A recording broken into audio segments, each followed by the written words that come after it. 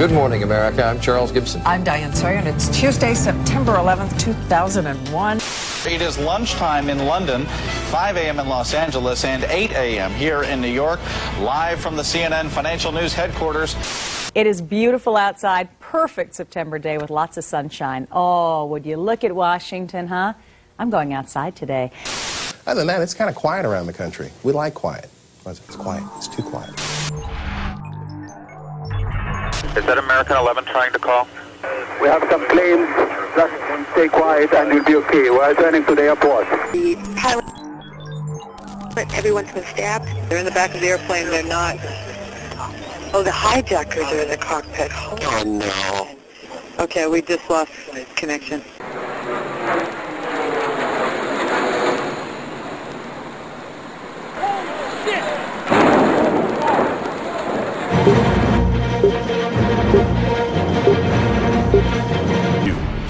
This just in, you are looking at obviously a very disturbing live shot there. That is the World Trade Center, and we have unconfirmed reports this morning that a plane has crashed into one of the towers of the World Trade Center. There is a major incident in Lower Manhattan. We just got a report in that there's been some sort of explosion at the World Trade Center in New York City. Apparently, a plane has just crashed into the World Trade Center. We understand that a plane has crashed into the World Trade Center. We have serious news of a major possible air crash in the United States. So you saw a plane crash into the side of the World Trade Center? Yes, sir. How big, can you tell us? Give us an idea. It would be hard to imagine that a small plane could create that kind of hole in a building like the World Trade Center. These buildings are almost a city block size building. This is a large plane. You're talking about a large passenger commercial jet. A large passenger commercial jet. The Associated Press is now reporting that it was an aircraft. Back in the 40s, a plane hit the Empire State Building. In the 60s, a helicopter crashed on the top of what was the Pan Am building, now the MetLife building. Remember, it is shortly before 9 o'clock East Coast time, so we suspect there would have been a great many people in the building and presumably on those top floors as well. There is considerable and truly terrifying damage on some of those floors at the top. More than 40,000 people work there, and on any given day, more than 100,000 business and leisure visitors come to the World Trade Center. All pilots who fly in this area know very well where the World Trade Center is located. Whenever people for Newark, Kennedy, or LaGuardia, when those planes are put into rotation as they're waiting for landing, they circle around this area, which is right near the Statue of Liberty. Wind speeds at this point, not tremendous at all. Flying conditions, near perfect. As you can see, this is a clear blue sky day in Manhattan. If this was an accident, it would be a needle in a haystack kind of accident. I'm afraid we've got a tragedy on our hands. This is horrible. Have you seen any evidence, Elliot, of people being taken out of the building? You say that emergency vehicles are there. Understandably so, but of course the major concern is human loss. Oh my God, another plane has just hit. Oh, another one just hit. Oh my God. My God. Just flew directly over my building. Oh my goodness. Oh God. There's another one. There was another one. I'm running away very, very quickly. There are more explosions further down the building. Explosion. The building's exploding right now. You got people running up the street. Everybody's panicking. Clearly the thing is out of control. One of our producers said perhaps a second plane was involved. You saw a plane? Yes, I just saw a plane go into the building. That looks like a second plane. It could be a 727 right there, maybe even bigger. This one into the East Tower. Yes. I wonder if there are air traffic control problems. Another passenger plane hitting the World Trade Center. These pictures are frightening indeed. This is so shocking, of course, to everybody watching. What we've just seen is about the most shocking videotape I've ever seen. What are the odds of two separate planes hitting both towers? And now you have to move from talk about a possible accident to talk about something deliberate. This has to be deliberate, folks. Why do you say that was definitely on purpose? Because it just flew straight into it. It literally flew itself into World Trade Center. I think we have a terrorist act of proportions that we cannot begin to imagine at this juncture. Oh, my God. My goodness. Oh, this is terrifying. Awful. That is a very hard thing to watch. Watch powerless. David, we're going to have to cut you off. President Bush is speaking. Ladies and gentlemen, this is a difficult moment for America. I,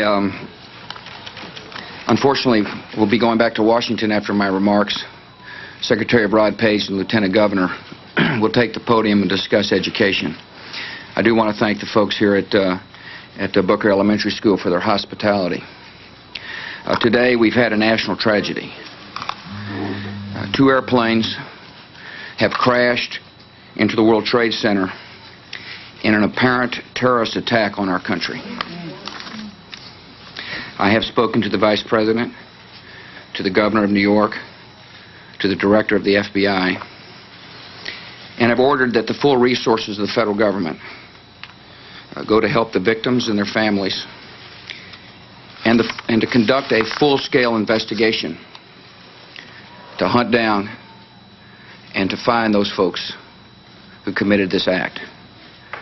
Terrorism against our nation will not stand.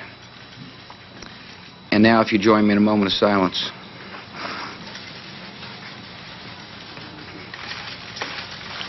May God bless the victims, their families, and America. Thank you very much. Tell me what you know. Claire, let me interrupt you for a second. We now have fire confirmed at the Pentagon. John McCarthy at the Pentagon can hear me. John, please get in touch immediately if you can and brief us in there. John McCarthy has actually been evacuated from the Pentagon. Associated Press is reporting that a plane crashed at the Pentagon. The heart of the military command center of the United States of America, John. It can't get much worse than this, let's hope. Claire, what's that we're looking at? Well, that's what we're trying to figure out right now. It's like nothing I've ever seen. There's something going on behind the old executive office building. We are also getting reports now that there is a fire on the mall in Washington. The car bomb has exploded at the State Department. There is a plane circling the White House at the moment.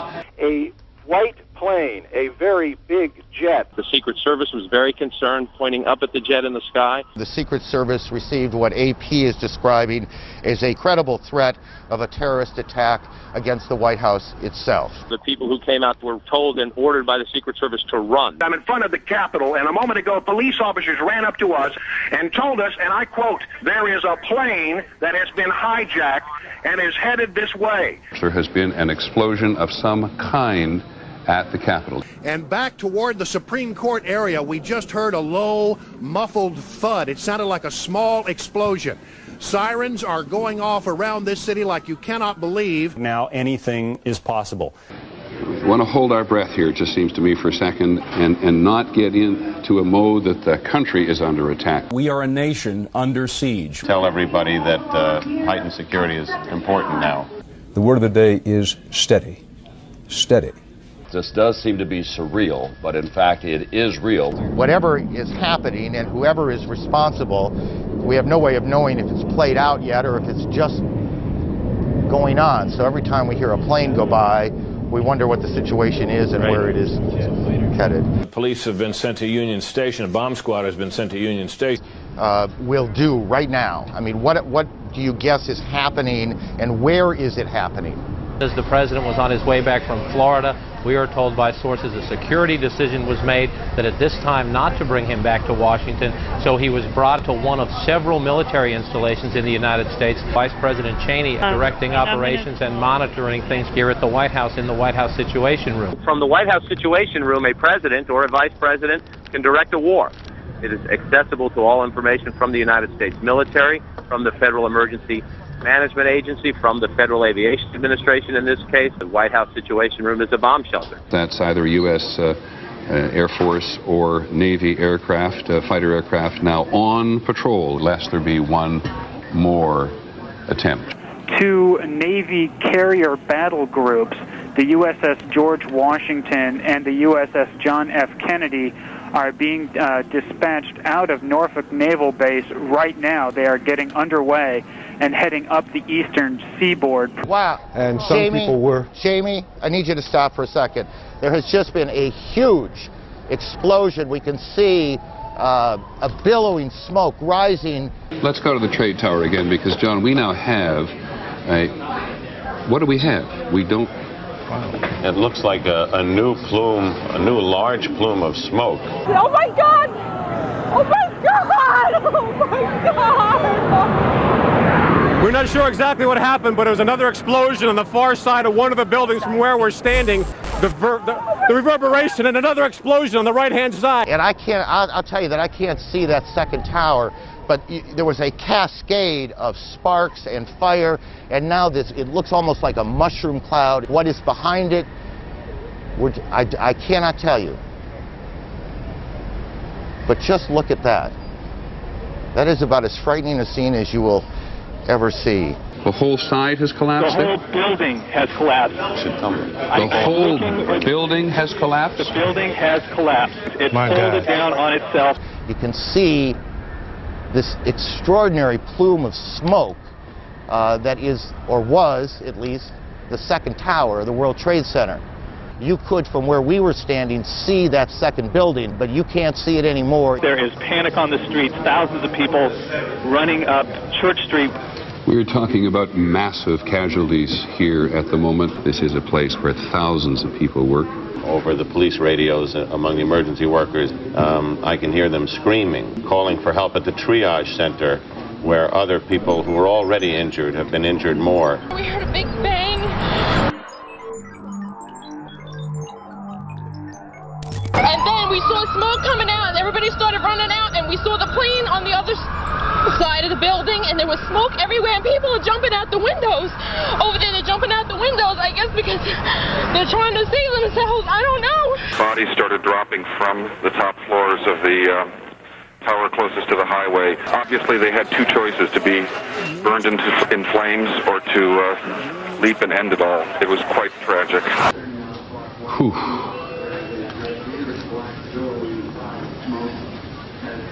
That is extraordinary. My God. Now, anybody who's ever watched a building being demolished on purpose knows that if you're going to do this, you have to get at the under infrastructure of a building and bring it down. This is the scene in Lower Manhattan where these scenes of chaos and utter confusion are just mind-numbing. The FBI rescue operations and other FBI operations are really in chaos right now because they can't reach their officials in New York.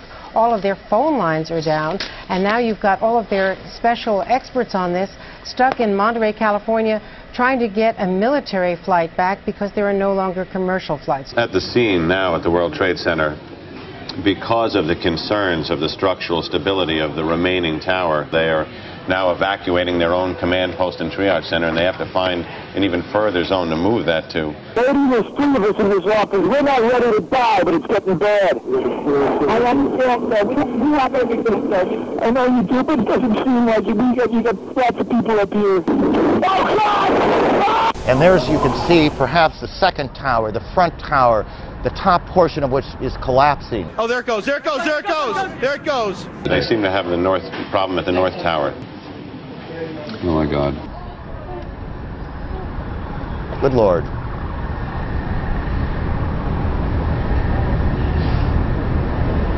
There are no words.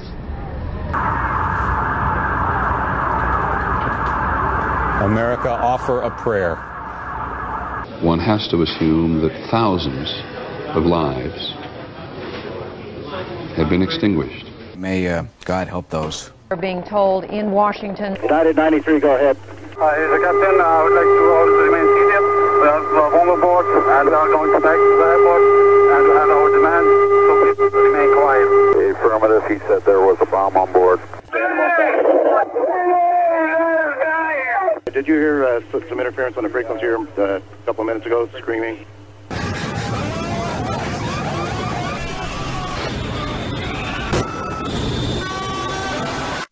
We have a report that a 747 is down in Pennsylvania. I'm going to interrupt you, Senator McCain. These are the first pictures we have in. This is from Somerset County, Pennsylvania. This is United Airlines 93. This was a Boeing 757 bound from Newark, New Jersey to San Francisco. It crashed in Somerset County, Pennsylvania, near the town of Shanksville, south of Pittsburgh. Now in Kabul, I believe. Sources are telling CNN that there are, quote, good indications that people with links to the Osama bin Laden organization are responsible for today's attacks. Freedom itself was attacked this morning by a faceless coward, and freedom will be defended. There is international reaction coming in. Russian President Vladimir Putin expressed his condolences to the American people over the terrorist attacks, calling them terrible tragedies. This from Prime Minister Tony Blair in London.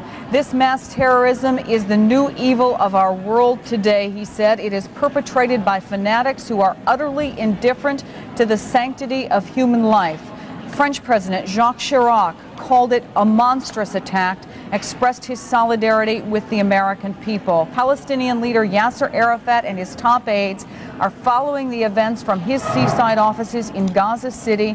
He says, I send my condolences to the president, the government, and the people for this terrible incident. World Trade Center. Heard several reports from several different officers now that that is the building that is going to go down next. In fact, one officer told me they're just waiting for that to come down at this point. Keep your eye on that building. It'll be coming down. Building is about to blow up. Move it back. All right, guys. And it sounded like a countdown. And at the last few seconds, he took his hand off, and you heard 3, 2, 1, and he was just saying, "Just run for your life. Just run for your life." And then it was like another 2, 3 seconds. You heard explosions, like ba-boom. There's like a distinct sound. This was ba-boom, and like you felt a rumble in the ground, like almost like you wanted to grab onto something.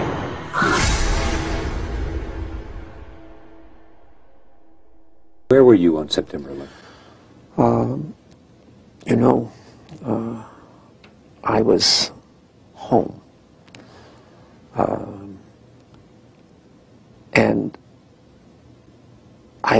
the only reason I wasn't where I was every morning subsequent to the 26th day of July, my mornings were spent usually at a breakfast meeting at Windows, an 8 o'clock breakfast meeting, Windows, the top of it, and then going down to visit with my tenants, my new tenants, at the Trade Center, getting to know them, understanding their problems and so forth, ascertaining how we could service their needs better, which is one of the first things you do when you acquire a property. You begin to meet your tenants and start talking with them. And so my mornings were spent at the Trade Center, and then by noon I was back uptown. And so that particular morning, because I have light-colored hair and fair skin, and I'm an annuity to the dermatologist, my wife, God bless her, had made an appointment for me at the doctor. And I remember dressing to go to the doctor. I'm finally saying to my wife, I said, "Sweetheart, I've got so much to do downtown. I got to cancel this. I've got to go downtown." And she said, "You're not going to cancel this appointment. You're going to the dermatologist." And, having been married now to the same woman for 46 years, you get this sense of determination on occasion, their voices. And I said, okay, yes, dear, I'll go. And then just minutes later, received a telephone call to turn on a television set and witnessed this horrendous circumstance. The first plane hitting, and then the second plane hitting. Of course, with the second hit, it became obvious that this was terrorism.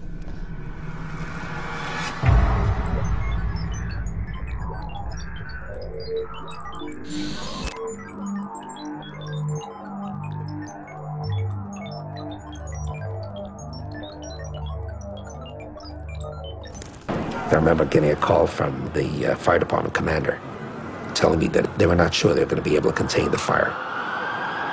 And I said, we've had such terrible loss of life. Maybe the smartest thing to do is pull it. And they made that decision to pull, and then we watched the building collapse. Hello? Oh, we're getting ready to pull building 6.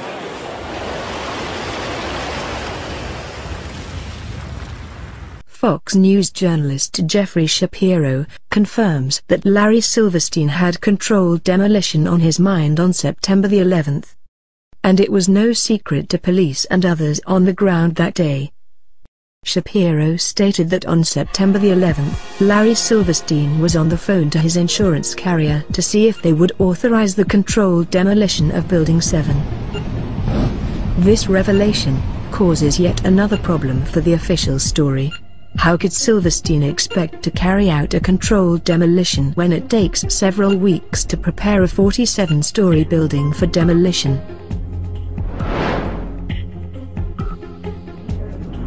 Now, here we're going to show you a videotape of the collapse itself. Describe that. Now we go to videotape, the collapse of this building.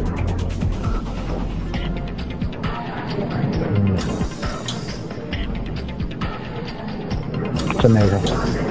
Amazing, incredible, pick your word. For the third time today, it's reminiscent of those pictures we've all seen too much on television before, when a building was deliberately destroyed by well-placed dynamite to knock it down.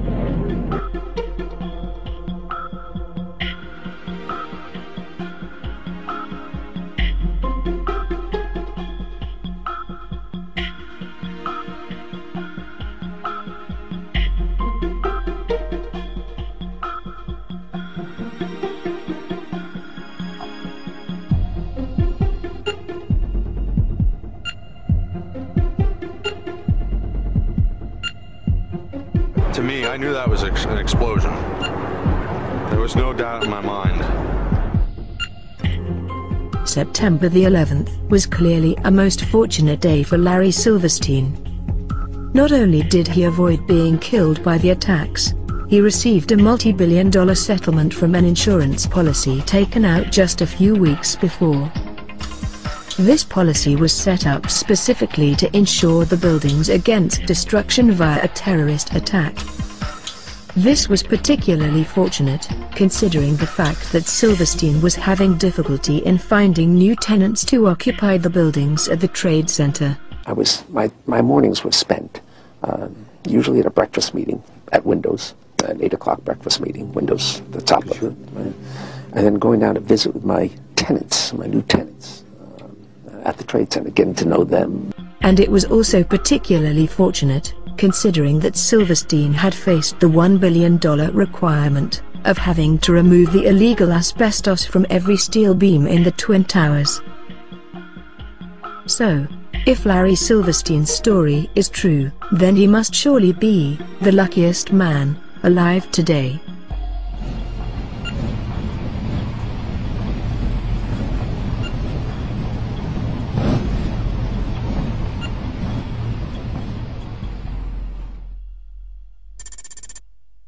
Larry Silverstein, last time we talked, sir, I asked you if you could address some of the 9/11 conspiracy theories that you are accused of. Sadly, your response has actually invited more of them. I mean, for the record, everybody knows your infamous comments on PBS where you said pull Building 7 on 5/25 on the day of 9/11. Your official response was that it was the firefighters. My question is, it was pretty clear that you meant the building, and if it was the firefighters, they already are outside the building by 12. Because the water lines were broken. Ask the question. And the fire chief that you said you spoke to, Fire Chief Negro, denies talking to you on that day of 9/11. Can you answer those questions and address the theories against you? I suggest to everybody's consideration that we all look at the thousands of pages of testimony that have been rendered in the many years since 9/11. And let's use today's session for some of this. Are you aware of testimony of bombs in the building before the building collapsed, sir? Are you aware of that testimony? Sir, there's testimony by Mayor Jennings. Sir, you don't have to touch me. Listen, I'll walk away. All I'm asking is a question. I don't have to be kicked out. It's a legitimate question. You don't have to put your hands on me. But all I'm saying is, no, I'm not. I'm here asking. The question was not answered. That's why I have a grievance. Larry Silverstein was told not to come into work. That's why him, his daughter, and his son never showed up to work on 9/11. He put an insurance policy on the buildings. Reporters, do your job, please. Ask some questions. Ask some questions. The leaseholder of the World Trade Center complex, Larry Silverstein, gave a public interview on PBS in 2002, and he said that they pulled that building which is a demolition term for intentionally bringing down a building. This man made over $5 billion from those buildings' destruction, and I want to know if there was ever a formal investigation into Larry Silverstein, the leaseholder of the World Trade Center complex, and his ties to this entire event. I don't believe there's been a formal investigation. I haven't heard that. I don't know that. I do know that that wall, I remember, was in danger, and I think that they made a decision based on the danger that it had of destroying other things, that they did it in a controlled fashion. Did it in a controlled fashion. They did it in a controlled fashion.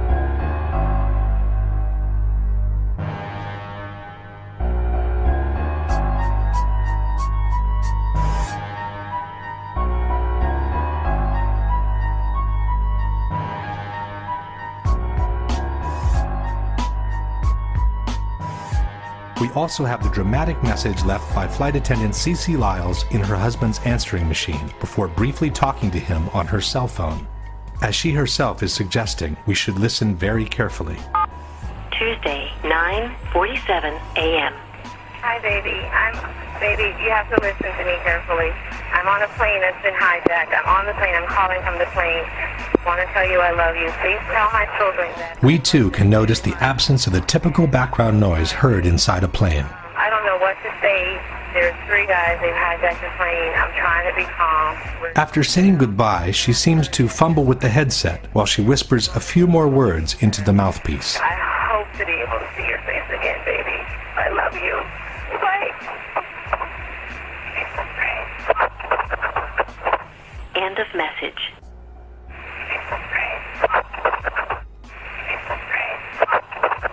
Even by playing the segment several times, it remains difficult to hear anything different from the words, "It's a frame."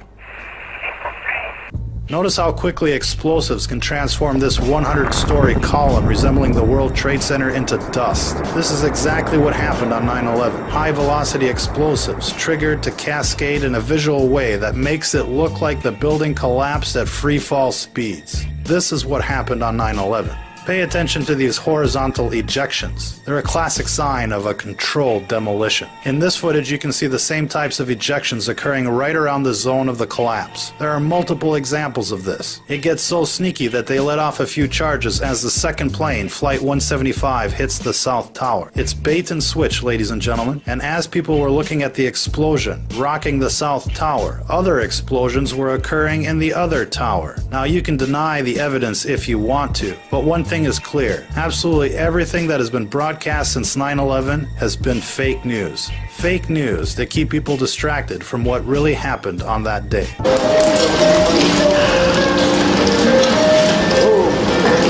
You see that blowout?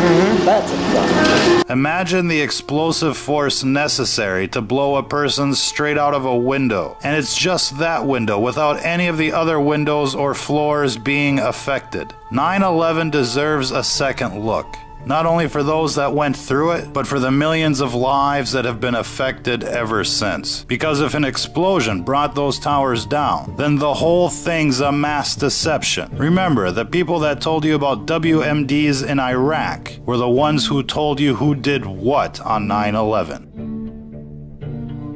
My name is Patrick Dillon.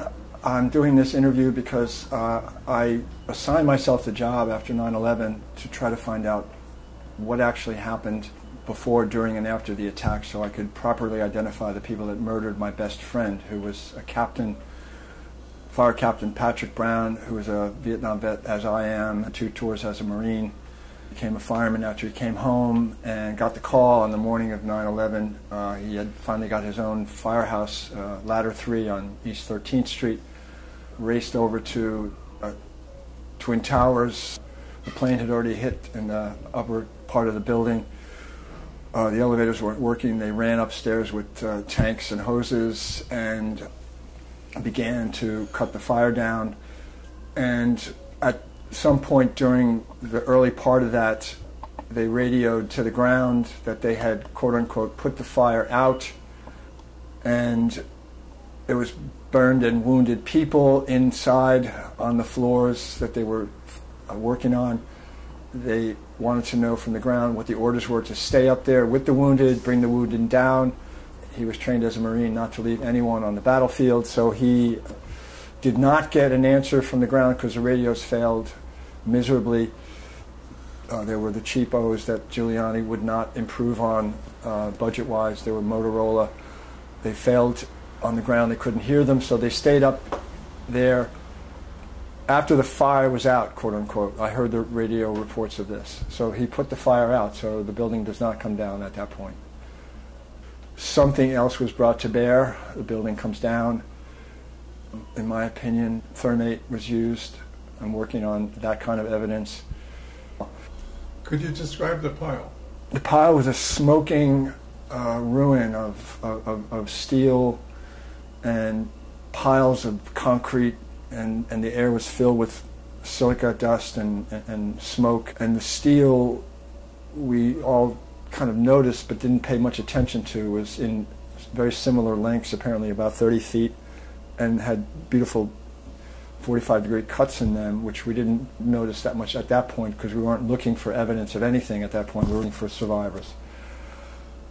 I was called off the pile to help with a survivor that they were getting out of the South Tower who had survived the South Tower collapse. She was John O'Neill's bodyguard. She was a Czech national who worked for the Port Authority, and she had survived. They were all in the bunker together. Apparently, after the North Tower was hit, they all assembled inside the control bunker underneath the South Tower to see how this was going to progress and what exactly was going on. At one point, before the South Tower had been hit by an airplane, apparently she saw John O'Neill get a cell phone call inside the bunker. He listened to the call, clicked off the cell phone, and then said to everyone else around the bunker command table that, quote-unquote, they were controlling the planes from the ground. Someone said this cryptically. I don't know who the phone call was made by. She didn't either. Her boss, John O'Neill, had gotten. And now the background on O'Neill that I know about through my own research and some other, there's a book written about him. He was at some point the FBI's #1 Osama bin Laden hunter.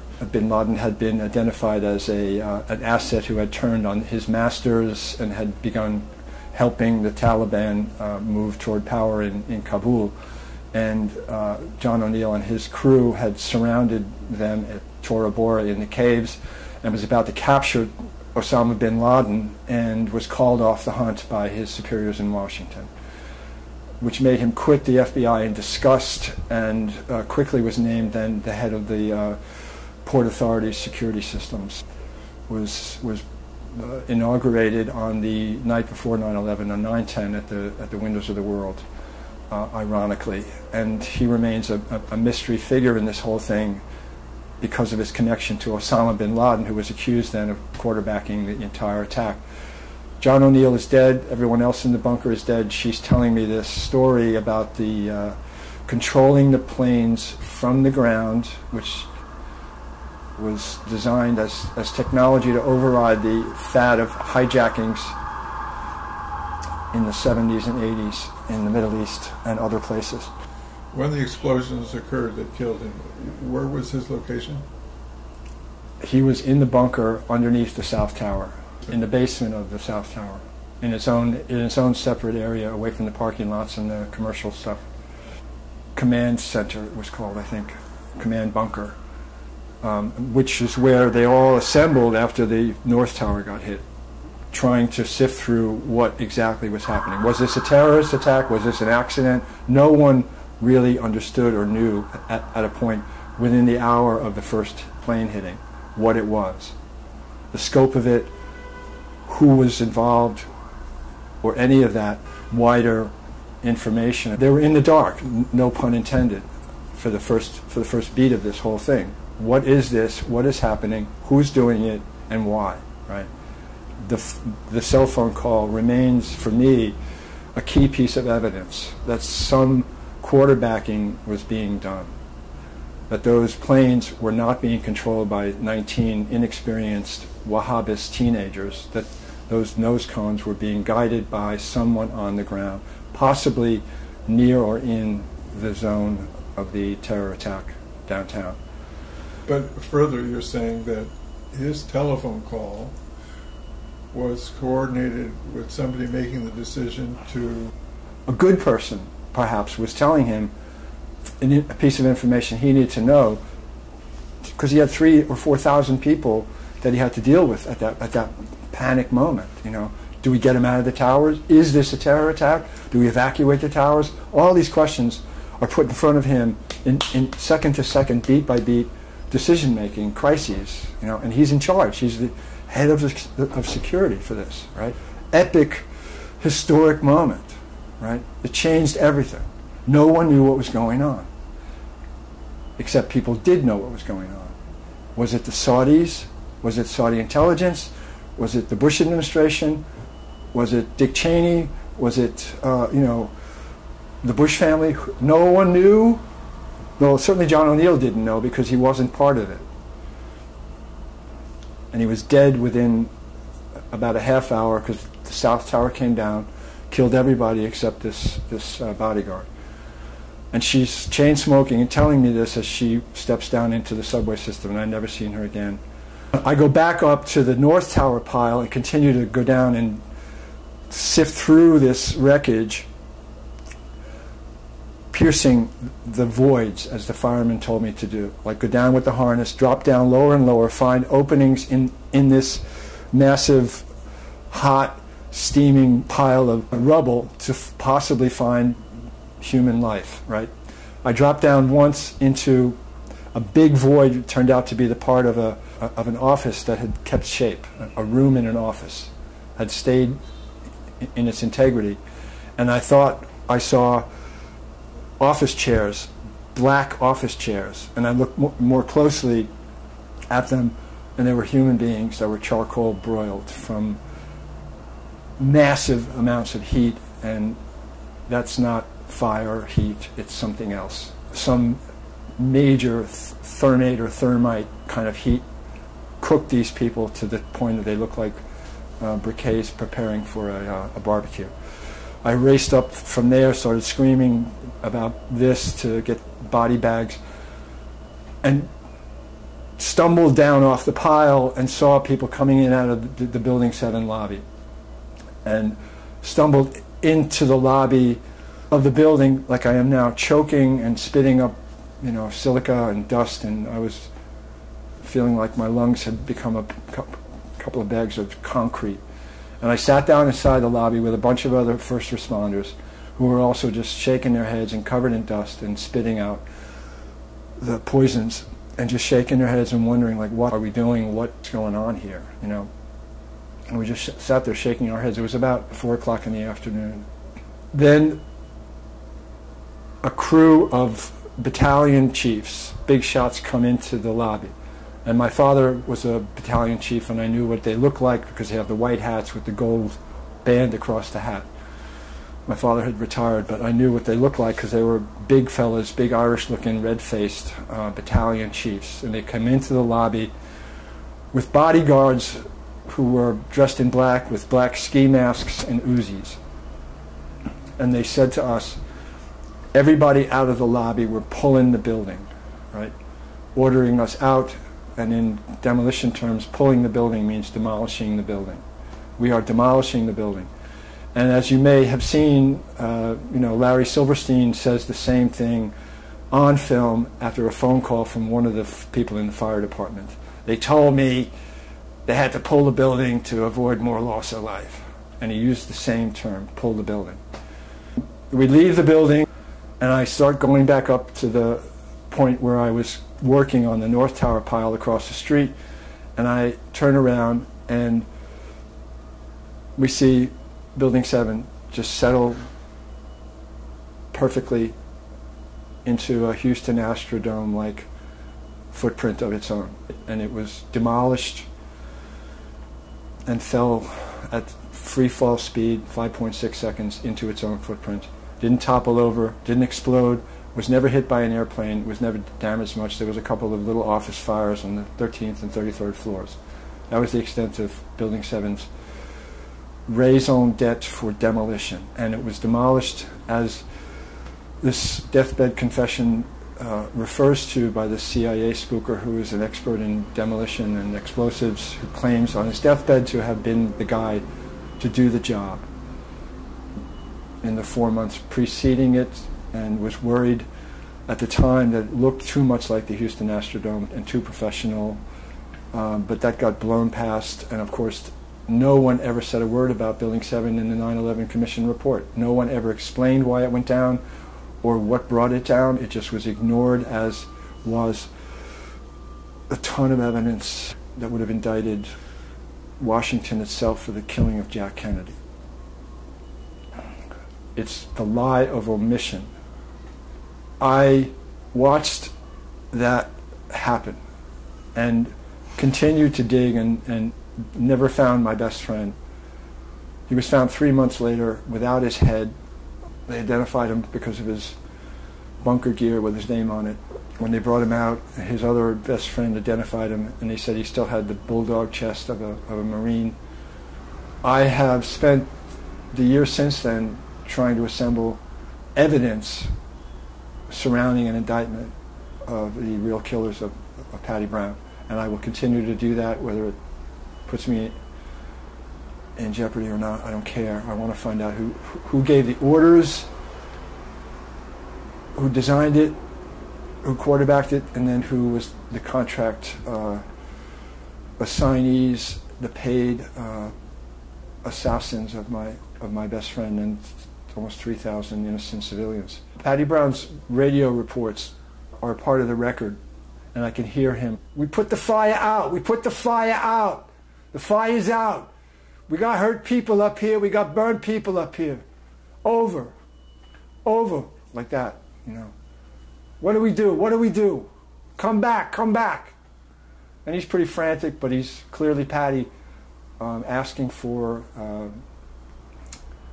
you know, there's a chain of command, and he's asking them for permission to bring them down and get them out of harm's way, or what? Tell me what to do. He's asking the higher-ups, as he should. You know, he wasn't a battalion chief, he was a captain. Putting the fire out means no pancake theory is possible. The steel isn't weakened by intense heat, as the pancake theory is told.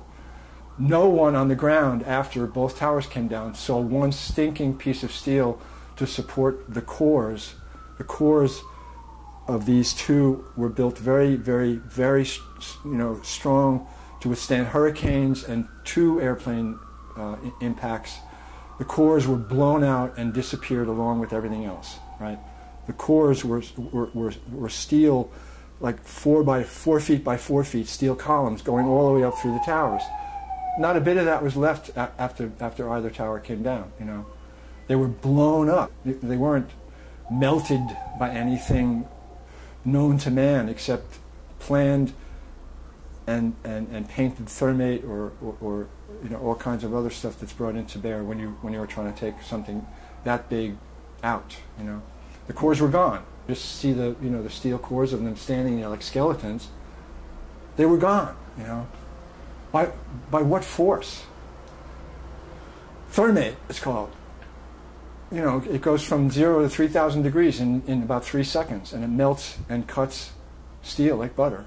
You know, but it has to be thought out and thought through and applied to the cores.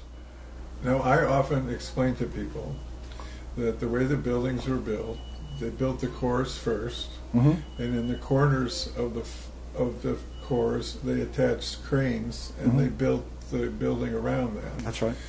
The elevator shafts were among the cores. That's right.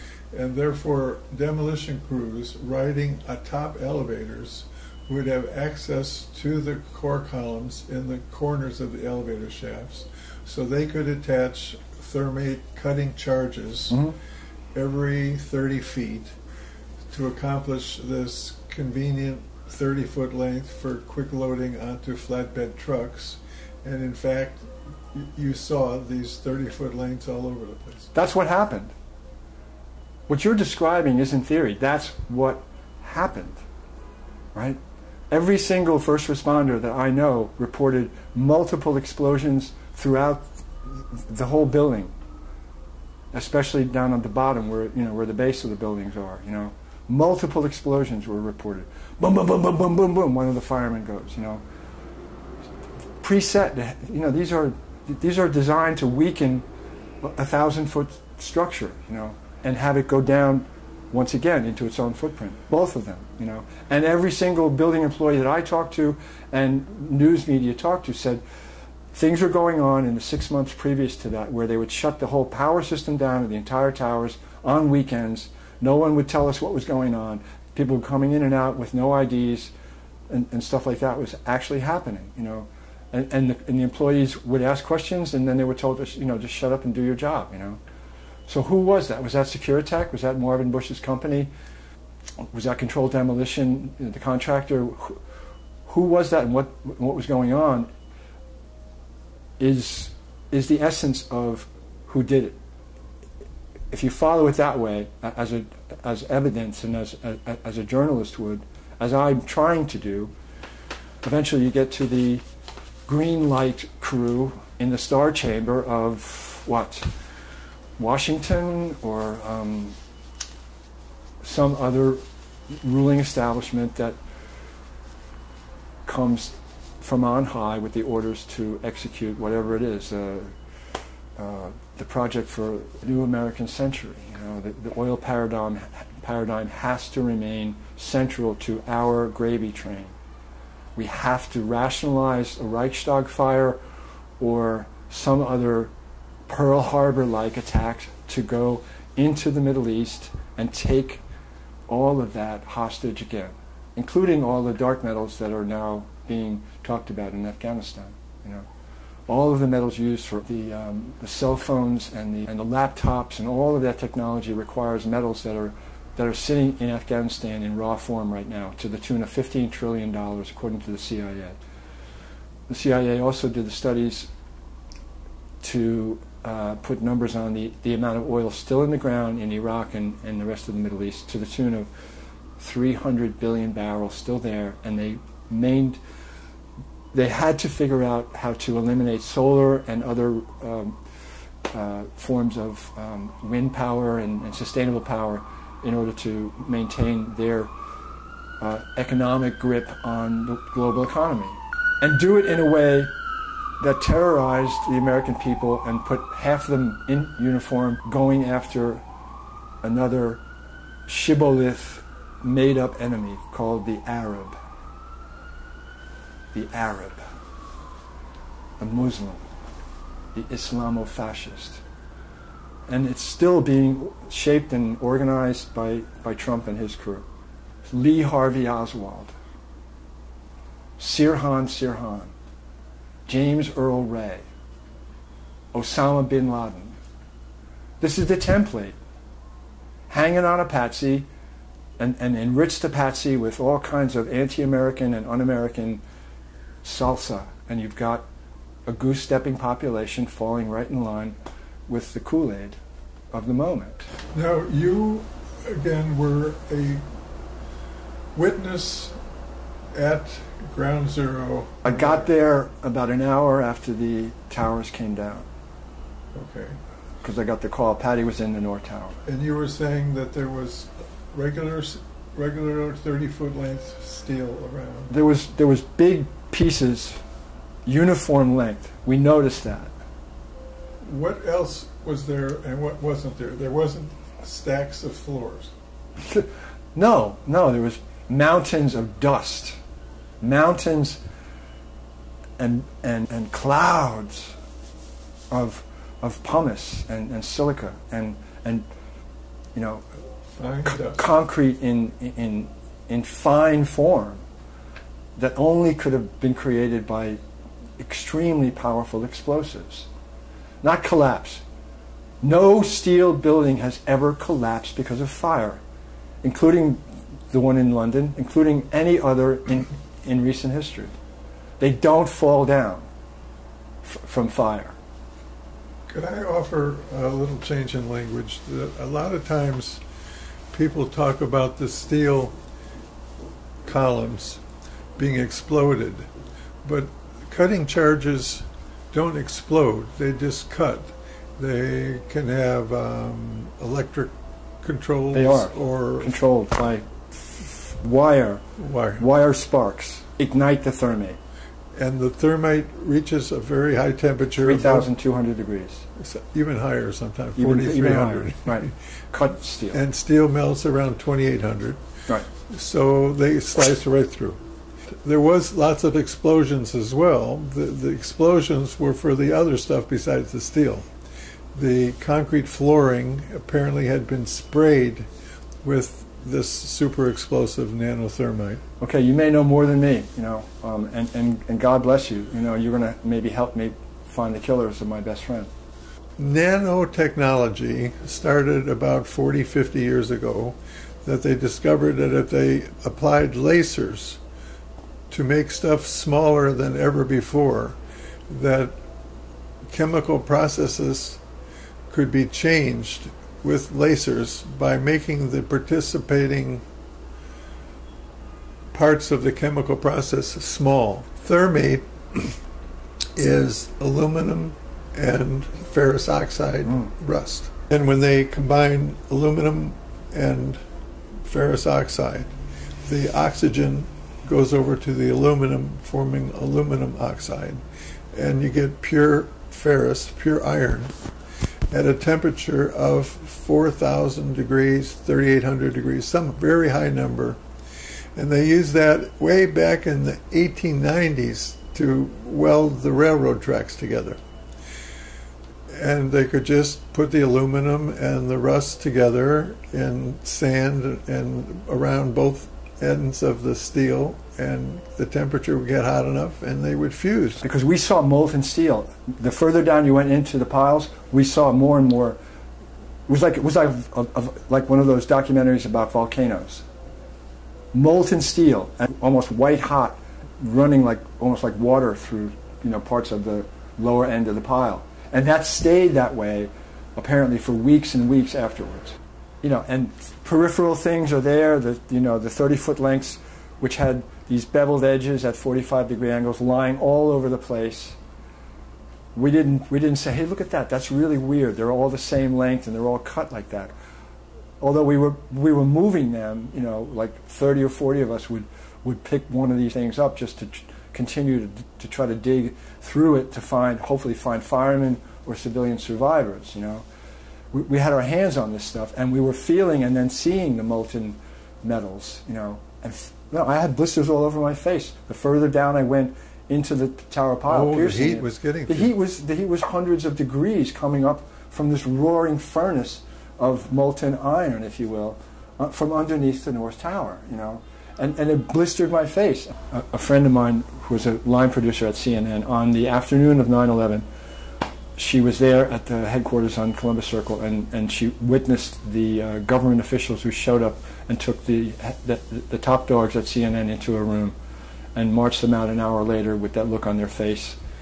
And she said, anecdotally later on, that they were told that they are not to report a single thing about the attack until it was approved by Washington. And that's one thing that she told me she witnessed, that there was a media coup d'état had occurred, and she saw it. I brought interviews and evidence of the evacuation of Saddam Hussein from the Baghdad, from the airport, from Saddam Hussein Airport on April 9th of 2003. Oh. A witness who was a member of the military, who was the concrete specialist at the airport, maintaining the airstrips for Saddam, witnessed a ceasefire that was called between the Americans and the Iraqi army, while a motorcade of Cadillac limousines, stretch limousines, rolled into the airport while the CIA was landing these unmarked C-130s. The tails go down, and the Cadillacs are driven right into the tails, and they take off. And he saw this happen, and I have him on film. And I brought that film interview to CBS, to a producer there. And I started showing it to him, and after about 20 minutes of showing him this stuff, including the secret weapons that were used to melt passenger buses. The Iraq War theater was used as a testing ground for postmodern weapons. Really futurist stuff. And he stopped me and then said, I'm going to have to ask you to leave the building. You'll be escorted out of the building. Please turn that off. And if I show this to anyone else, I will lose my job. So goodbye. And that was one lesson of many lessons I've received when I bring radioactive evidence to corporate media and how it's handled. It's handled sensorially, and once again, it's called the lie of omission. What people don't know is what is killing them. CIA agent makes a confession on his deathbed.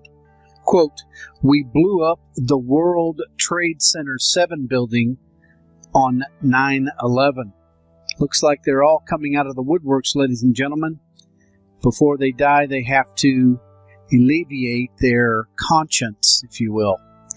79-year-old retired CIA agent Malcolm Howard has made a series of astonishing claims since being released from the hospital in New Jersey on Friday and told he has weeks to live. Mr. Howard claims he was involved in the controlled demolition of World Trade Center 7, the third building that was destroyed on 9/11. Mr. Howard, who worked for the CIA for 36 years as an operative, claims he was tapped by senior CIA agents to work on the project due to his engineering background and early career in the demolition business. Trained as a civil engineer, Mr. Howard became an explosives expert after being headhunted by the CIA in the early 1980s. Mr. Howard says he has extensive experience in planting explosives in items as small as cigarette lighters and as large as 80-floor buildings. The 79-year-old New Jersey native says he worked on the CIA operation they dubbed New Century between May 1997 and September 2001, during a time he says the CIA was still taking orders from the top. Mr. Howard says he was part of a cell of 4 operatives tasked with ensuring the demolition was successful. Mr. Howard says the World Trade Center 7 operation is unique among his demolitions, as it was the only demolition that we had to pretend wasn't a demolition job.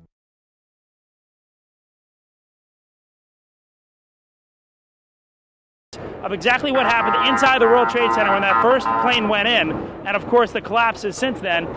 We're going to bring more of those to you now. Barry Jennings, you were on the 8th floor, you work for the City Housing Department. Explain to me the moment of impact.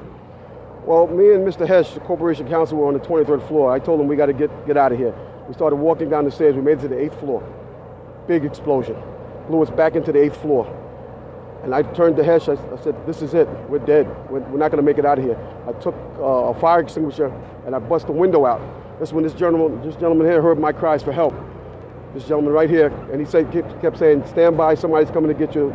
They couldn't get to us for an hour because they couldn't find us. You thought that was it? I thought we're dead. I thought that was it. I started praying to Allah, I said, that's it, we're gone. It's over. What was it like for you? You were inside there as well. It was pandemonium. I mean, it was something like out of Bruce Willis' Die Hard movie. He was there and he was crying, and there was another gentleman crying and for help. We couldn't get to him. We tried to get through we went through the buildings. We were lost. Both staircases, the backside was completely blown away. There was no way to access us. We couldn't get to him. And finally, one of the fire department teams found him. But we didn't think they were going to make it. Well, certainly you got out. Many others didn't. Of course, we don't have a number right now of fatalities or injuries, but I want to translate a story to you that another man told me. He was near the building. He was on the lobby level, near the shopping area, near the promenade. The elevator doors, he said to me, blew open. And when the doors opened, there was a man on fire inside that elevator. That is the kind of tragedy we are talking about here, and where the World Trade Center. Hi, my name is Barry Jennings. I'm 52 years old. I've worked for 33 years at one location. When the Office of Emergency Management did an activation, they always included our locale. And what they did was monitor the emergency. They actually coordinated the emergency through several agencies. I received the call shortly after the first plane hit. I got there, I had to be inside on the 23rd floor when the second plane hit. Upon arriving into the OEM EOC, we noticed that everybody was gone. I saw coffee that was on a desk. Still, the smoke was still coming off the coffee. I saw half-eaten sandwiches, and only me, Mr. Hess, was up there. After I called several individuals, one individual told me that to leave and leave right away. Mr. Hess came running back in and said, "We're the only ones up here. We got to get out of here." He found the stairwell. So we subsequently went to the stairwell and we're going down the stairs. When we reached the 6th floor, the landing that we were standing on gave way. There was an explosion and the landing gave way. And I was left there hanging. I had to climb back up and now I had to walk back up to the 8th floor. When I made it to the 6th floor and there was an explosion, the explosion was beneath me. Keep in mind now, it's pitch black in there. All the lights went out. So when the explosion happened, it blew us back. I'm thinking I'm standing on the landing. I'm actually holding on to a pole above us. Really? And I had to climb back up because Hess is yelling, "What do we do now?" I said, "There's only one thing we can do, and it's go back up." Both buildings were still standing. Keep in mind, I told you the fire department came and ran. They came twice. Why? Because building Tower 1 fell, then Tower 2 fell. And then when they came back with all concern now, like, to get me the hell out of there. I was trapped in there for several hours. I was trapped in there when both buildings came down. All this time, I'm hearing all types of explosions. All this time, I'm hearing explosions. When they finally got to us, and they took us down to what they called the lobby, because I asked them, I said, when we got down there, I said, "Where are we?" He said, "This was the lobby." And I said, "You got to be kidding me." It was total ruins. Total ruins. Now keep in mind, when I came in there, the lobby had nice escalators. It was a huge lobby. And for me to see what I saw, it was unbelievable. And the firefighter that took us down kept saying, "Do not look down." And I kept saying, "Why?" He said, "Do not look down." And we were stepping over people. And you know you can feel when you're stepping over people. This big giant police officer came to me. And he says, "You have to run." I said, "I can't run. My knees are swollen." He said, "You're going to have to get on your knees and crawl in." He said, "Because we have reports of more explosions." And that's when I started crawling. And I saw this guy fall behind me. And his comrades came to his aid. They dragged him to safety. I'm just confused about one thing, and one thing only. Why World Trade Center 7 went down in the first place. I'm very confused about that. I know what I heard. I heard explosions. The explanation I got was it was the fuel oil tank. I'm an old boiler guy. If it was a fuel oil tank, it would have been one side of the building.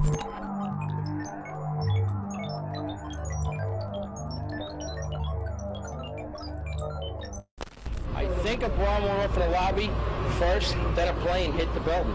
But then another plane hit the other building. But when I was coming through the doors on the other side of the Trade Center, something, either they blew the lobby up or something, because it blew the glass out of the doors and knocked us all down. You're in the building trying to help people, and it's exploding on your side of the building, so I don't think it'll get any worse than this. It wasn't from the jet fuel. No way.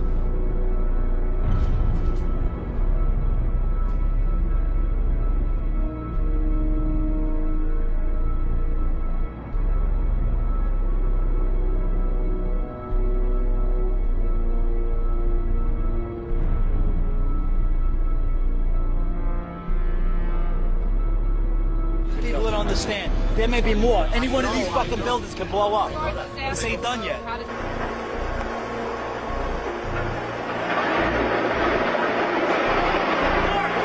See the firemen assembled here, the police officers, FBI agents.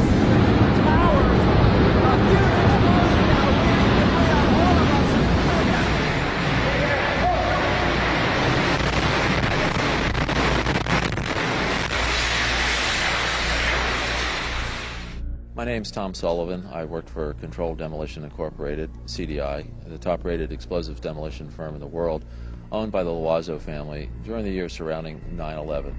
And I worked for them as an explosives loader for 2.5 years. As an explosives loader, my job was to place explosives in the buildings to prepare them for demolition. There are many steps that you need to take. First off is you have to weaken the building.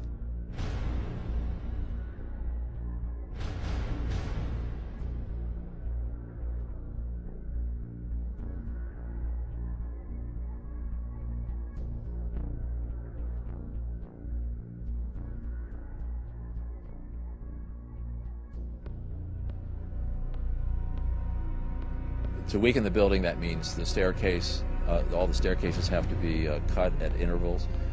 The firewalls have to be removed. The elevator shafts have to be cut. I look down to my right, and the elevators exploded, something out of like a Bruce Willis Die Hard movie. People just come running out of the elevators, on fire, fireball. I mean, it was like, what is going on here? There's something's up here. I mean, the plane's up there, now there's fire down here. Then you have to move to the support columns on the particular load floors, and those are cut by a torch for two reasons. First, to weaken them, and also to allow for charges to be placed onto the structure, onto the columns themselves. And that essentially reduces their strength by about 20%. And even with all of that work being done to weaken this building, it still remains safely standing, so we can continue to work in it. The story that just a few columns can cause a synchronized global collapse, an implosion, is, well, that's just nonsense.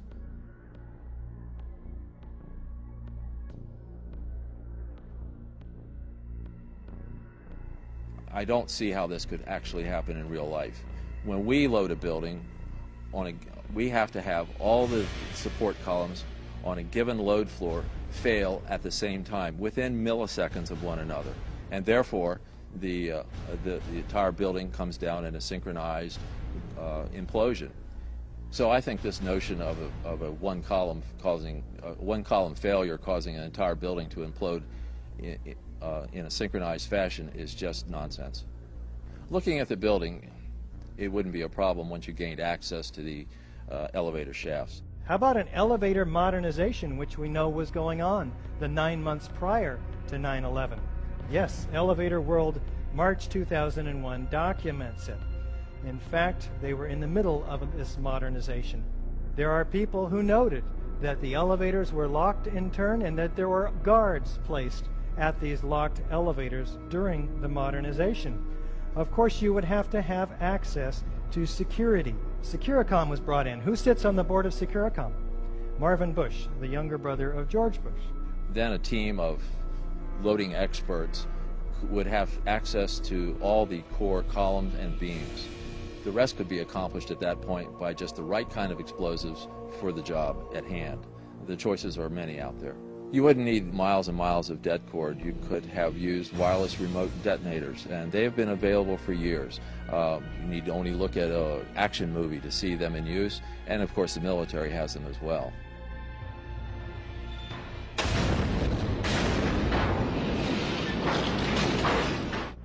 You want to call your mother or something?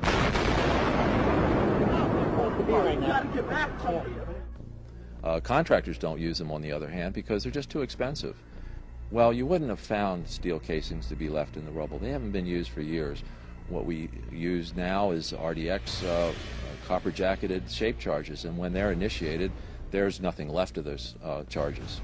And in the case of thermite, well, thermite self-consuming cutting charges have been around since they first patented in 1984. So there would be nothing left in the debris pile except some residue of molten iron.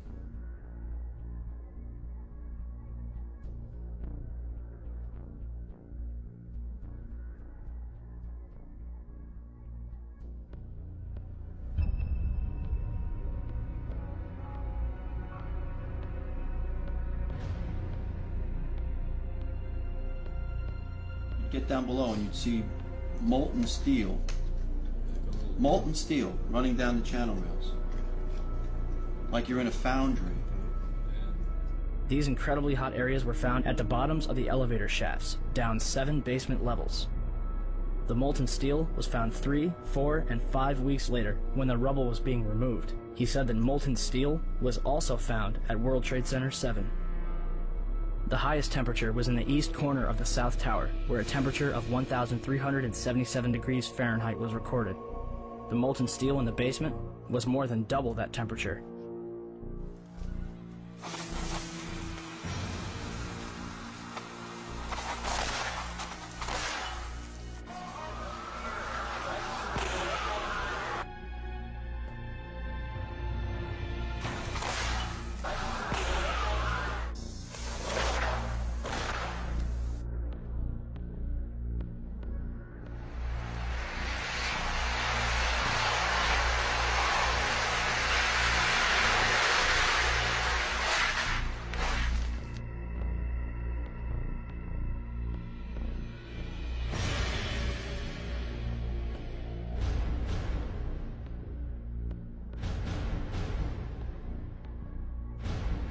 With any implosion, you don't hear one massive boom sound. What you do hear is smaller explosions going off.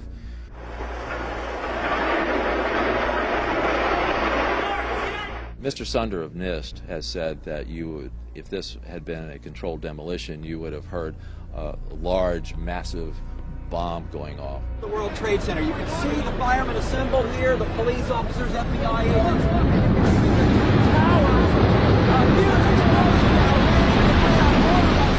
What in reality happens with a controlled demolition is you hear a successive, progressive, smaller waves of smaller explosions going off.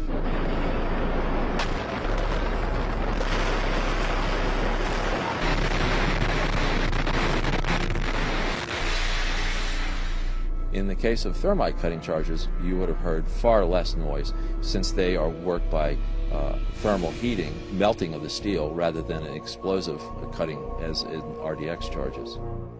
I knew from day one that this was a controlled event, and why I did that is because simply looking at Building 7, you have a sudden collapse of the building. It's fairly symmetrical as it comes down. There's the classic kink, which means that the center core fails first, and you can see that on the video, and the building falls near free fall. So I really honestly didn't believe this from day one, because this is the way buildings classically come down with a controlled demolition.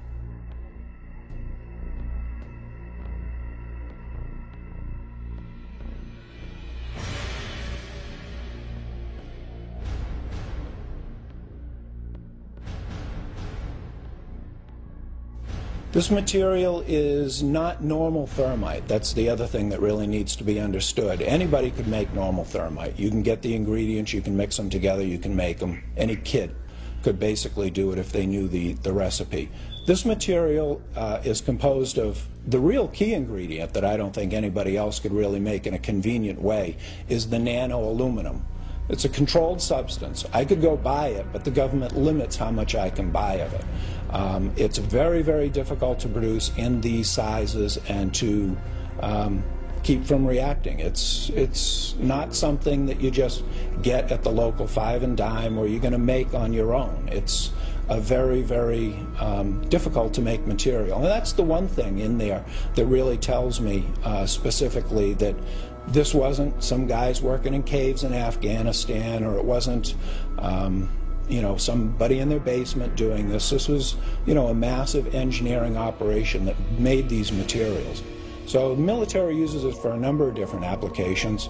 Another one, if you do a search on Google for thermite and building demolition, you can find all sorts of wonderful devices that have been fabricated and invented that use thermite for building demolitions.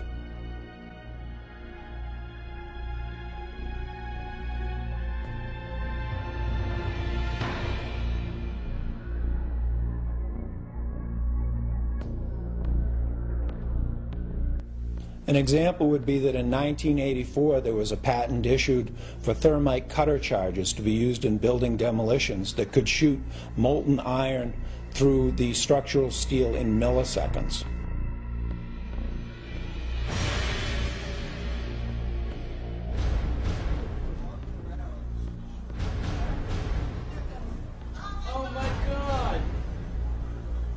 bomb that did that. Oh, fuck! Look at that! That was a fucking bomb that did that. There's no goddamn way that could have happened.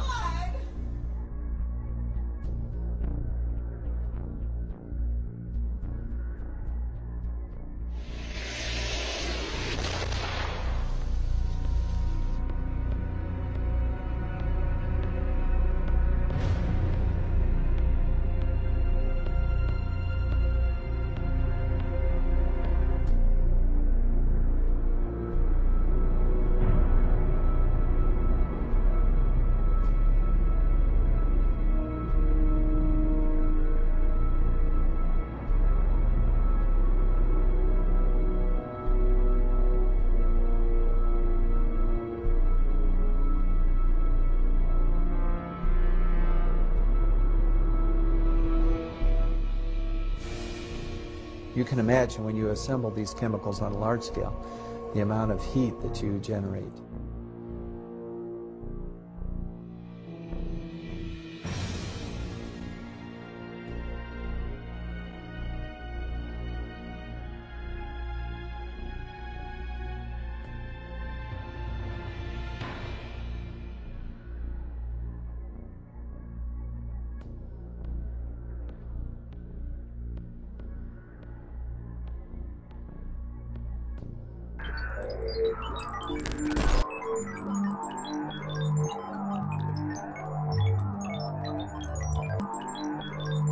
In the Republican Party, clear enough for people to see, and start re-energizing the Democratic base has been pretty much lost for a generation. The Senate has a grave duty to insist on a full debate that examines for all Americans the full range of options before us and weighs those options together with their risks and costs.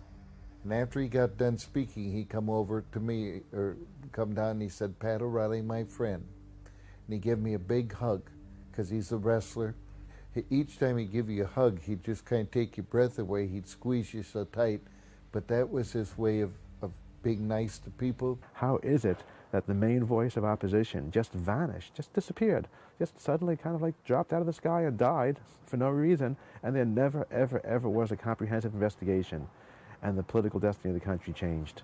He would have called for a vigorous investigation of 9/11.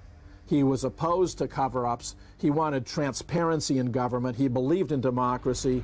He was the most aggressive, consistent, reliable critic of the Bush administration during the history of its existence.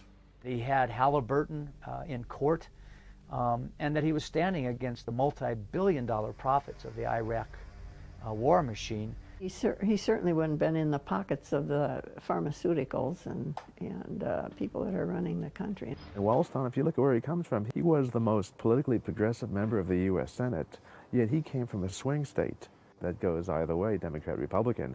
The re-election of Paul Wellstone, when the anti-labor groups threw everything, the pharmaceutical companies, the oil companies, the big HMOs, when they threw everything they could at him, when we would have won that, and we would have won that election. It was only 10 days before the election. Paul Wellstone had been pulling ahead. He was 6 or 7 points ahead of Norman Coleman, the former mayor of St. Paul, who was the hand-picked candidate of the Bush administration. The calls were made from Washington. George Bush, Dick Cheney, Karl Rove decided that Coleman was going to be the candidate to run against him. With the loss of Paul Wellstone, a lot of people feel the Democrats lost what could have been the most vibrant presidential candidate, somebody who could have clearly articulated a difference. There have been questions raised about the consequences of our actions here at home. Of greatest and of gravest concern, obviously, are the questions raised about the possible loss of life that could result from our actions. The United States could post tens of thousands of troops in Iraq, and in so doing, we risk countless lives of United States soldiers and innocent Iraqis. It was a major, political earthquake, and it happened with a mysterious small plane crash. For us to lose Senator Paul Wellstone as a leader and as a person is devastating. But for us to lose Sheila, Marcia, his dedicated staff, and 2 pilots makes our already heavy hearts even sadder. 10 days later, when the plane crashed and they said Wellstone was killed, I immediately felt sorrow for all the people in the whole United States and the world, because here's the one man that had the compassion and the heart. I knew they killed him.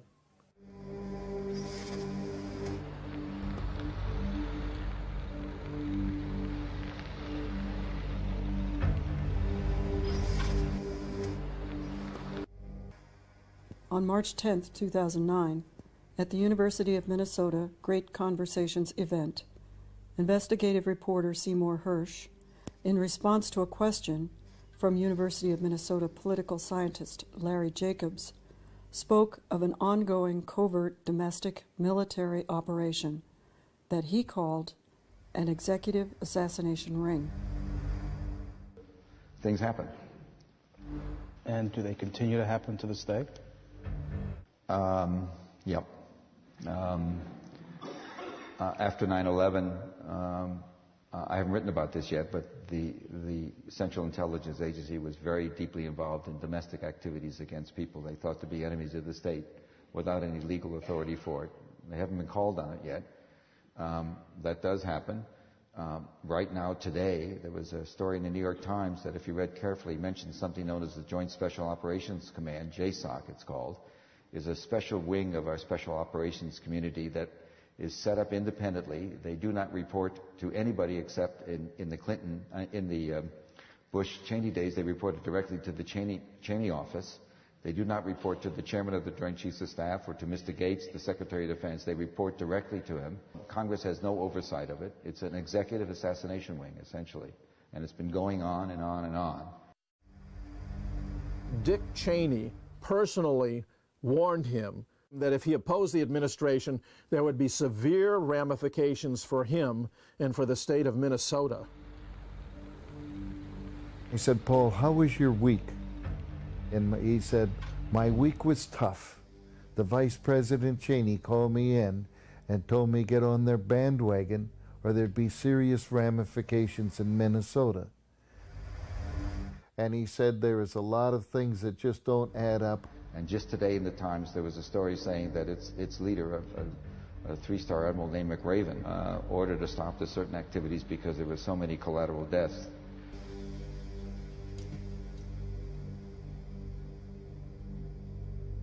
There were so many collateral deaths.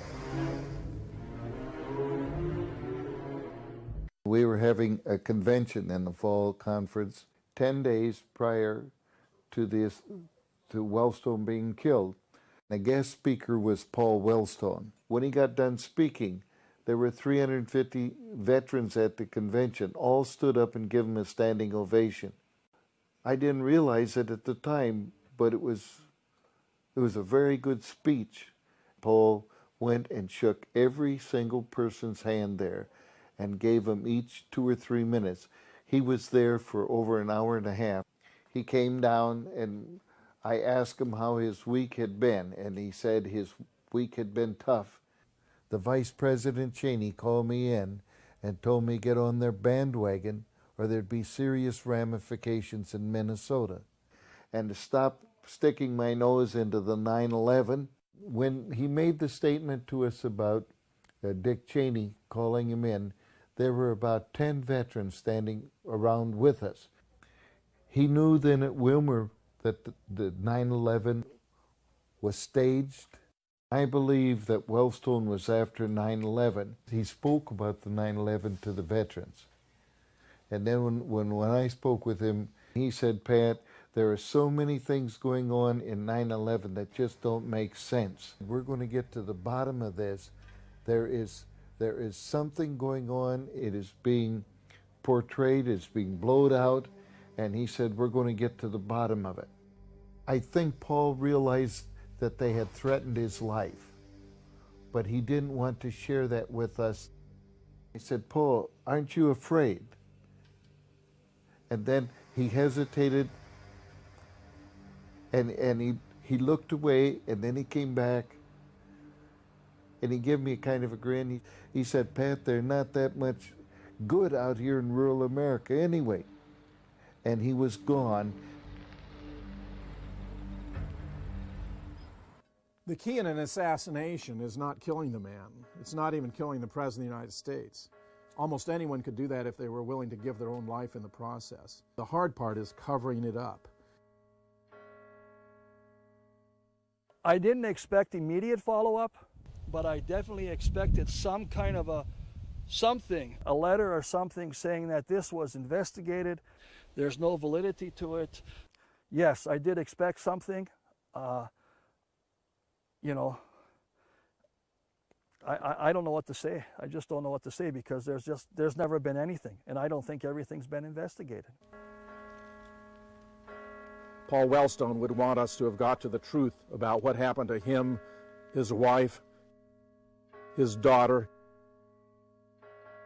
his aides,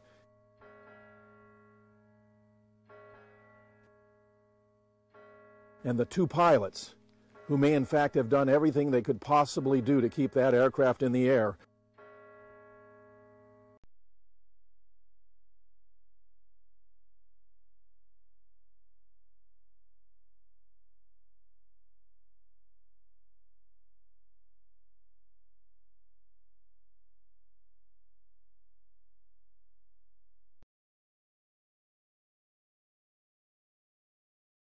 And then one other very dramatic thing that our local troops are doing, and believe it or not, at the request of the White House. This is what's so interesting about living and working in Washington, D.C. The mayor called upon the Army National Guard to do several things, and the White House also called out the D.C. Air National Guard.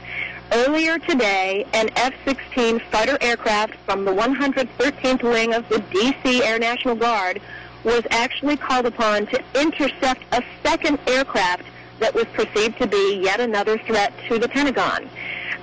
They aren't giving any details as to exactly how they deterred that plane. Perhaps they'll be able to share that with us as the days go by and it's not such a sensitive situation. But in any case, it is possible that there was a second aircraft that was headed toward the Pentagon, and because of the D.C. Air National Guard, that situation was taken. Imagine the kind of world we would face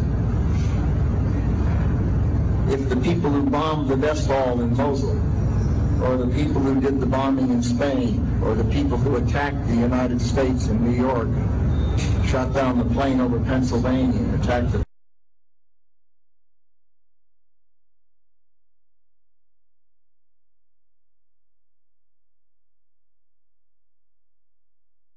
June 22, 2009, 2 Red Line Metro trains collided near the Fort Totten stop.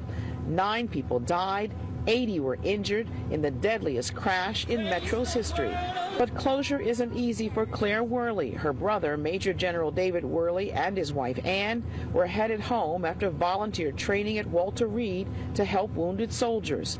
Claire is frustrated. Metro still hasn't completed the safety recommendations from the NTSB. We're also closely following a developing story from Ohio tonight. A small plane registered to a Buffalo attorney has crashed near Cleveland, and there are no survivors. News 4's Michelle McClintock is live in the newsroom with the latest on this. Michelle. Well, the names have not officially been released, but the plane is registered to a well-known Buffalo attorney who friends say was always seen flying.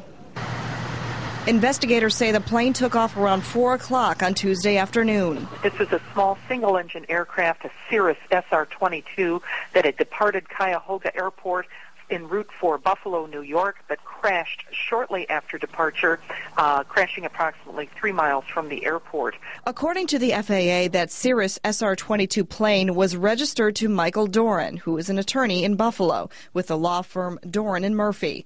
News 4 legal analyst Terry Connors says that Michael Doran is the kind of attorney that everyone respects. Mike was a hard, tireless worker, and he represented hard-working men and women. I know he advocated on behalf of a number of individuals who had sustained hearing loss to the extent that he made landmark cases. Connors says it wasn't unusual for Doran to be in Cleveland, as he had many railroad clients there. Doran was involved in many cases involving railroads. According to authorities in Ohio, it was raining and there was low visibility at the time of the crash. Reporting live in the newsroom, Michelle McClintock, News 4 at 11.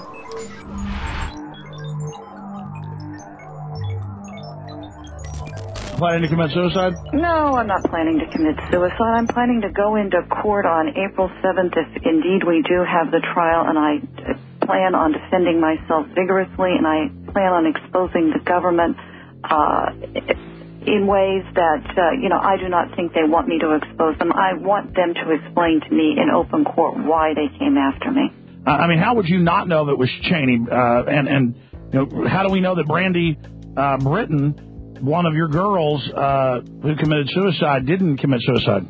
Well, we don't know about that. There's two schools of thoughts. One says yes, one says no. But regarding Dick Cheney, he very possibly could have used the service. I don't remember him. I'm sure he used an alias. This chilling phone call was recorded just 2 months before the D.C. Madam. The woman who could single-handedly take down Washington, D.C. was obviously murdered, similar to the way that people surrounding her died under mysterious circumstances. Back on May 3rd of 2008, Paul Joseph Watson wrote, "Evidence is stacking up to suggest that the alleged suicide of D.C. Madam Deborah Jean Palfrey was in fact a calculated murder, as the manager of Palfrey's Florida condo reveals that Palfrey was not suicidal when he spoke to her Monday and told him of her fears about a contract being out on her life." Watson continues, "The new testimony is backed up by at least 4 other recorded public statements on behalf of Palfrey, attesting to the fact that she would never commit suicide, and if she was found dead, to immediately suspect murder. She had been saying this since at least 1991. On May 6, 2008, Vanity Fair basically wrote Palfrey's obituary, catering to the District of Criminal Fears that her knowledge could expose. Vanity Fair painted her as a troubled woman on the path to suicide. D.C. Madam Deborah Jean Palfrey played a risky game in catering to Washington's power brokers with her upscale escort service. Her suicide this month marked a tragic and not unexpected end for a complicated woman who believed she was unfairly victimized. Following the death of Palfrey, Alex Jones appeared on Geraldo Rivera's show to sort out the details.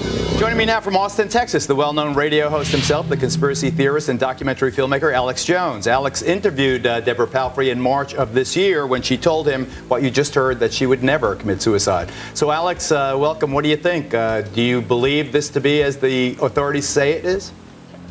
Geraldo, first off, thanks for having me on. She was a very nice lady, very genteel. There's no doubt in my mind that she was murdered.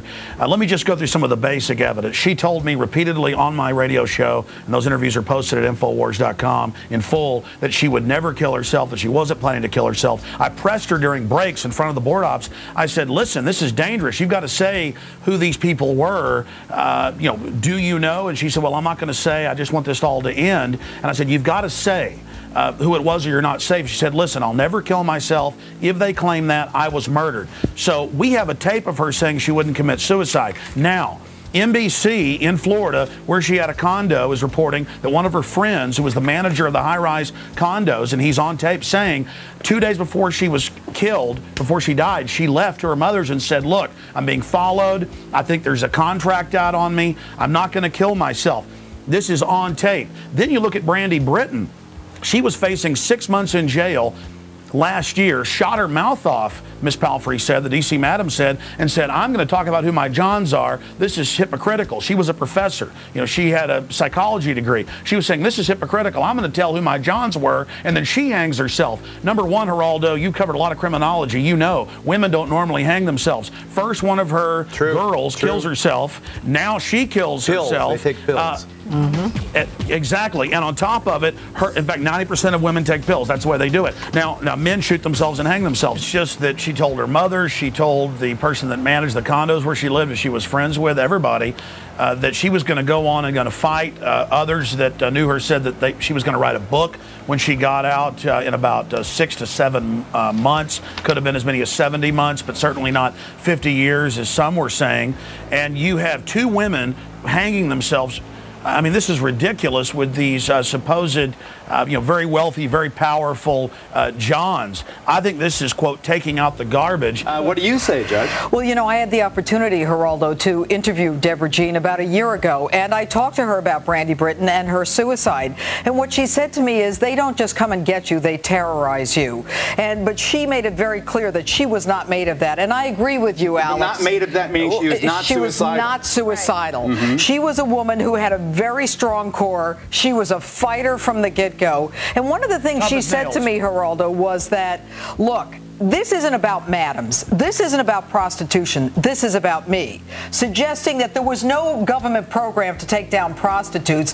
There was a program she believed to take her down. Think about it. You've got a top State Department official. You've got a military strategist, a United States senator. You've got all of these individuals, lobbyists, paying for prostitutes. At the same time, you've got the head of the Maryland State Police who's being indicted and convicted for using the Executive Protection Unit to move the prostitutes around. You've got a federal prosecutor at that time who was murdered and who yet his case is unsolved. You've got all kinds of corruption going on. I think I was the first to receive the CDs with the raw copies of Gene Palfrey's telephone records, and they included Verizon and the Bell Telephone Company at the time, Chesapeake and Potomac, or Bell Atlantic.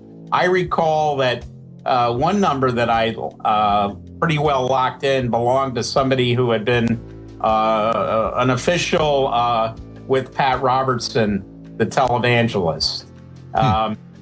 And another number went right back to the Centrex switch of the Bush-Cheney transition team in 2000, which was located in the West Building in McLean, Virginia. Now, that's of interest. I didn't get anybody's name because it's the central switch you get to when you call Bush-Cheney transition team headquarters. But we do know that Ted Cruz was one of the lawyers for the Bush team and the Bush versus Gore legal issues going on down in Florida at the time. Yes. So, and he was traveling back and forth because he had been with the Bush-Cheney campaign. He actually joined the Bush campaign in 1999 in Austin. So I would not be surprised whether there were calls from Ted Cruz to the escort service, either from his own cell phone or from Bush-Cheney transition team headquarters at the West Building in McLean, Virginia. Montgomery Blair Sibley, Palfrey's former attorney, claims to have her phone records. I'll start with the gag order. That was entered back in May of 2007. It was to prevent me from releasing any telephone numbers of the D.C. Madam. It was partially modified to let me release telephone numbers alone, which we did, and that's how, through the crowdsource, we identified various people of prominence. Dan Moldea particularly identified Senator Vitter as one of the more prominent people on the list. Subsequent orders were entered in the case. Oral orders, which were never reduced to writing, never appear on the docket, were entered in the case. And the sum and substance of it all is, I understand and believe I'm operating on an order not to release the names of the escorts or the clients of the escort service as of this day. Okay, now you appealed to you asked the Supreme Court to release this gag order. Tell us what happened with that. Well, let me back up, if I could, David, just a bit more. It was in January that, for other reasons, I was looking at these records and believe they became relevant to the presidential election cycle we're in. So I first went to the court that issued the orders, gagging me, if you will, restraining me, and they refused to let me file a request to modify the orders. As a result, I went to the appellate court in D.C. and challenged that refusal of the right to even file the request to modify the restraining orders. After 2 weeks, I waiting and hearing no response, and I'll just note it's now been 30 days, and I still have had no response from the Circuit Court of Appeal. I then went to Chief Justice Roberts of the U.S. Supreme Court requesting his intervention in this matter. A large number of the numbers we couldn't identify. So I issued secret subpoenas, that is unknown to the government, to the major telephone companies, asking them whose telephone numbers these are. And I gave them a list of about 6,000 telephone numbers. Those subpoenas went to Verizon Wireless, Alltel, AT&T, T-Mobile, and some others. And as a result, from Verizon Wireless, God bless them, they responded and gave me a list of 815 individuals and companies that had numbers in the telephone records of the escort service. Okay, so you're able to reverse those out. It's reverse engineering of the identities of the escorts and the customers of the escort service. Have those names been released? Are there presidential candidates within those 815? Is that what you're trying to get released with these appeals to the court? Well, David, let me be very clear in answering that compound question so there's no confusion. Those names have not been released because I believe they are under the court orders preventing me and everyone else who may think they have them or not have them from releasing those orders. If you do so, you're in violation of court order, which is contempt, which is punishable by incarceration. And there originally arguably was a good reason for those orders. My position now is that those reasons have dissipated, and alternatively, my First Amendment right to give comment now trumps whatever original reasons existed for issuing those orders, and therefore I properly have asked to be heard on my motion to dissolve those restraining orders. The government will not let me file that request, and that's what all the litigation is about. Here we are, 8 years later, with a lid tightly sealed on the dirty little secrets that could cost Ted Cruz and countless career politicians their cozy little positions in a corporatocracy manipulated by the ability to compromise and blackmail. And of course, we just had asked Deborah Palfrey's lawyer what Alex Jones had asked her 8 years prior. Let me ask you, you're not contemplating suicide, right? Oh, let's go on the record about that. Yeah, let's do that. There's too much joy ahead of me in my life, and this is only part of my life, please, that isn't even a passing fancy of mine.